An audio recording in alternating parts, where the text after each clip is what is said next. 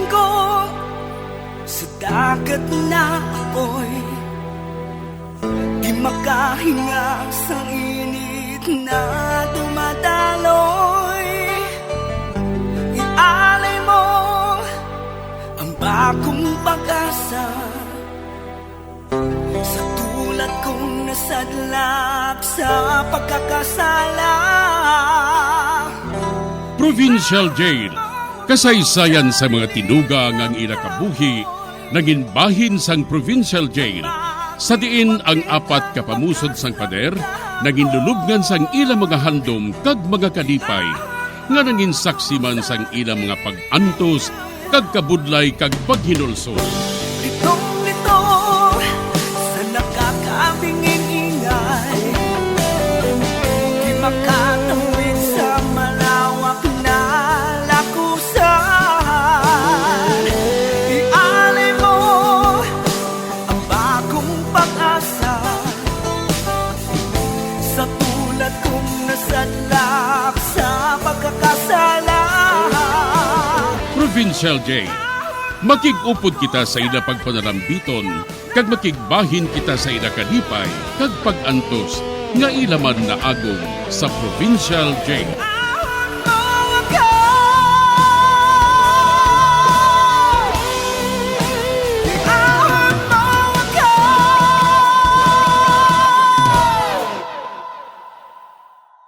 Bilang ko sa dagat na apoy, di makahinga sa init na dumadaloy.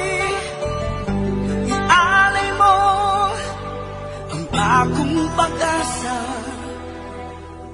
sa tulad kong nasadlak sa pagkakasala.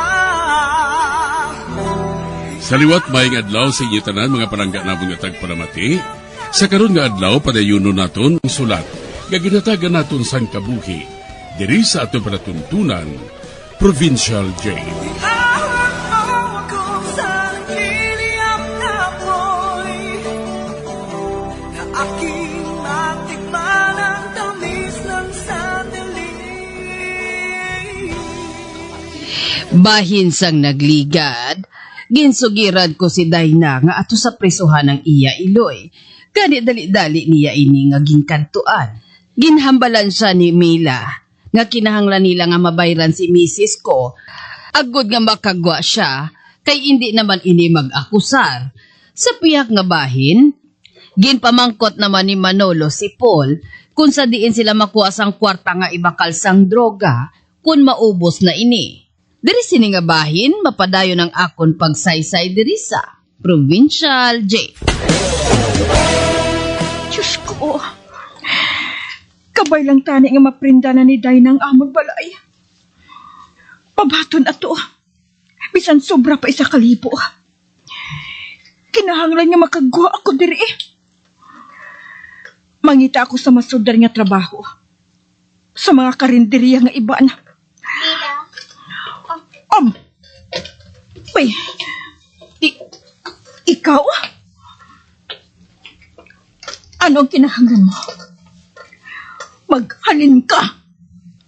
Hindi ako makighambal sa mga babae nga pareho sa imo. Makapauli ka na, Mila.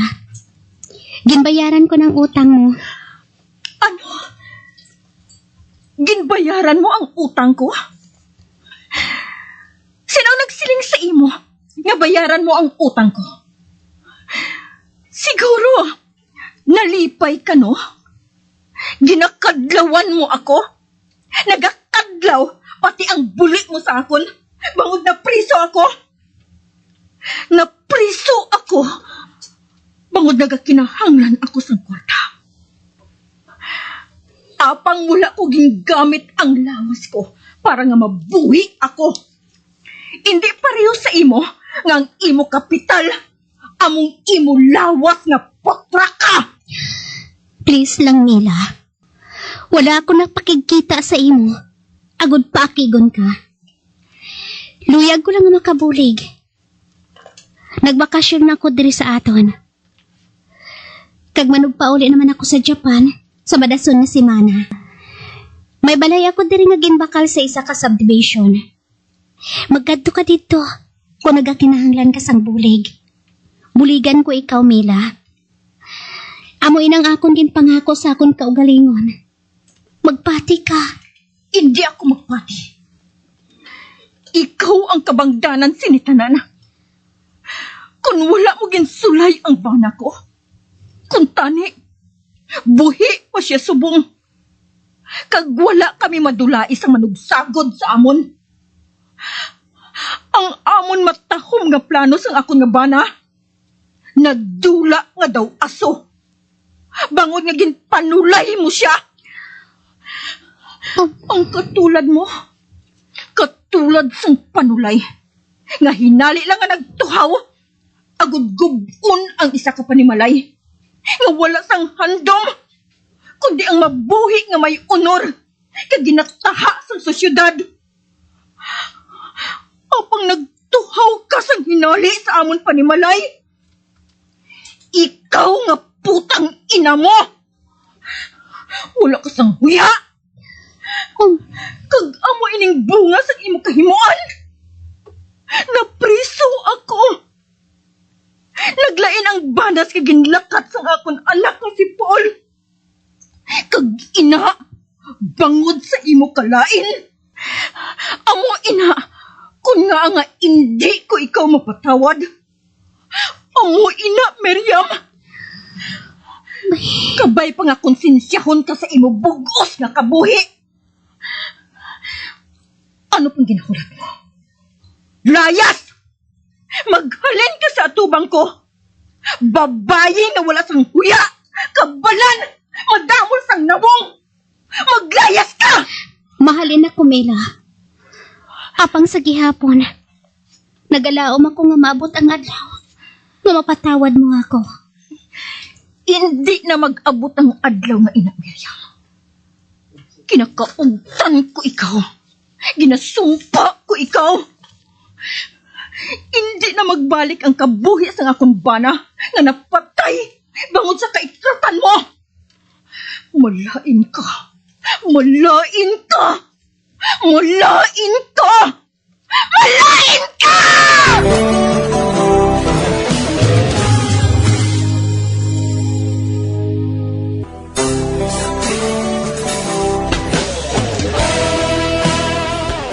Ginbisita si Mila ni Miriam nga kirida sang iya bana kag ginbayran sini ang utang agud nga makagwa siya sa prisuhan. Sa pagpadayon ko pagid, kadugay magbalik kay Dayna. Maluyag na ako nga makahibalo kun bala. Nakatigayon siya sa pagprinda sang amon balay nga ini. Kay si Simeon, nagapasing ko por size na siya. Lola! Oy, Dayna, apo ko, o ti ano? Nagpasugot bala si Simeon nga iprinda naton sa iya ang aton balay nga ini. Hindi siya la. Uy, Kaidaan ako no. Magastuhan pa siya kuno nga magpakayo sini. Kung hindi naton magawad ang balay. sobra naman siya. Kadamo sang iya kwarta. Pero may ginhambal siya sa akon la. Ano kuno apo? Nagsiling siya. Nga mapasugot siya. Basta, madate kuno kami. Matanaw kuno kami sang sini. Kag, pakanon niya ako sa manamit nga pagkaon sa gwa. Ano? Ay tarantado nga Simeon ay? Madate siya sa imo? Ha! Makaon siya naton. Apang si Nanay Lola. Kinahanglan nga makagwa siya dito. Mangitaan ay kita sang iban nga mahulman. Hindi lang kay Simeon nga ato. Katigulang na sa iya. Apang wala siya nagapataha. Eh, tilawan ko lang Lola ah. Oh, Total, matanaw man lang kuno kami sang sini. Kag mamahaw sa gwa. Amoy nang iyagin siling sa akon la. silinga siya. Sa baylo nga ikaw ang iya i-date. Ako na lang ang iya hagaron. Ay, hindi na siya magpasugot, Lola. Kabalo man ko. Man ikaw iyang gusto niya. Hindi gid pag ibaylo ang imo dungog ha. Bangod lang sa 1,000. Apang si Nanay, Lola. Sige lang, mangita lang kita sang iban nga paagi ako.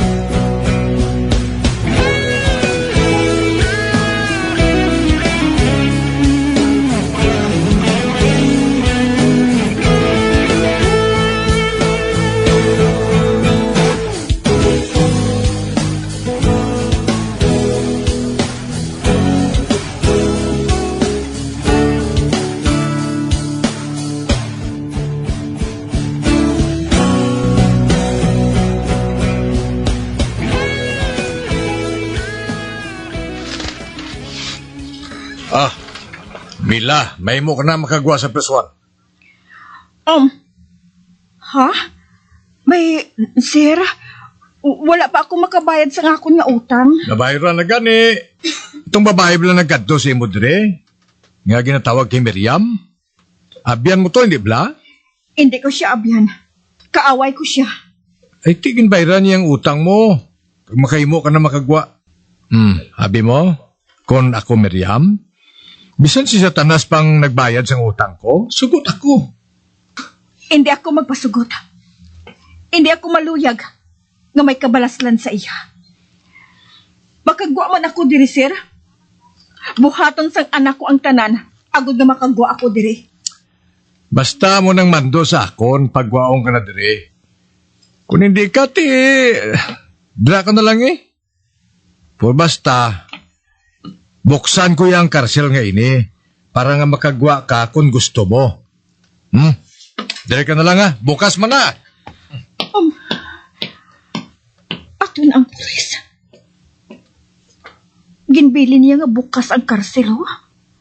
Pag gusto lang kuno ako, kung magwa ako o kung hindi.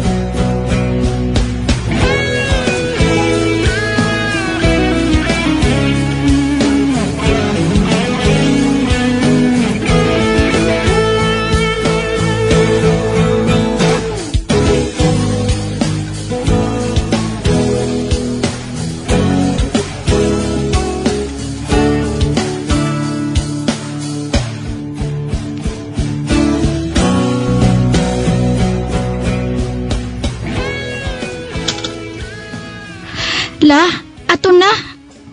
Nagpasugot na si Nang Sonya. Batuno niya ang aton balay bilang prenda.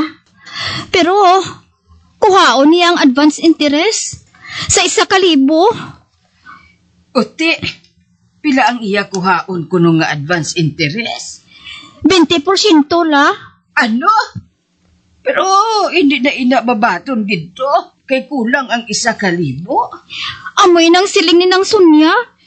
Oy, sige na lang. Kuhaon na lang naton ato. Kay ibaligya ko na lang ang akon mga plato nga natago ko. Antigo ato. Kag piho nga may mabakal sina. Amoy nang aton itabon sa kulang sang 1,000. Ate, sige la. Mabalik man ko dayon sa prisuhan. Kinaluoy ako kay nanay dito.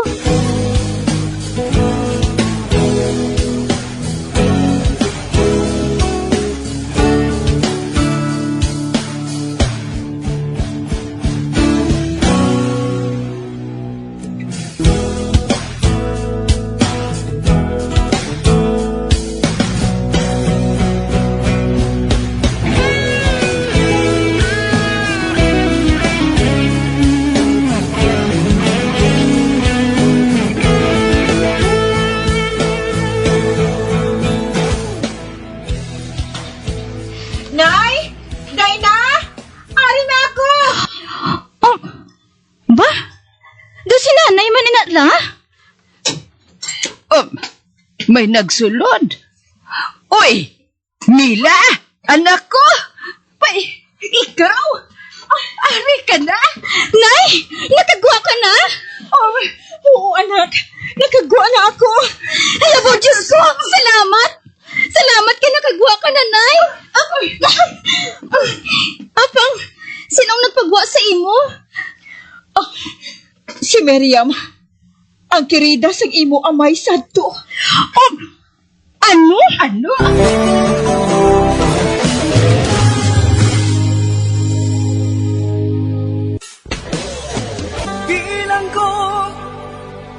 dagat na ako'y di makahinga sa init na dumadaloy.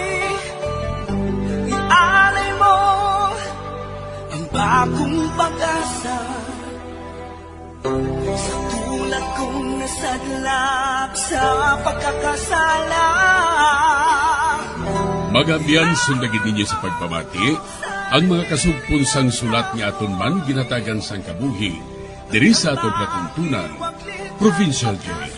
Kag kami diri sa gihapon wala gid nakakalipat sa pagpangagda sa inyo. Gakun kabuman may kasaysayan, ipadala lang diri sa aton palatuntunan, Provincial Jail, DYWB, Bombo Radio, Bandalagan, Siyudad Sang Bacolod. Sa direksyon ni Melvin Gatuslao.